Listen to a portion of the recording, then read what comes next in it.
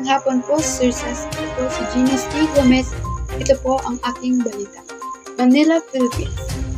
Nanawagan si Vice President Sara Duterte sa mga mananampalataya na ipakita ang kababaang loob, kabutihan at awa sa mga nag-uusig sa atin.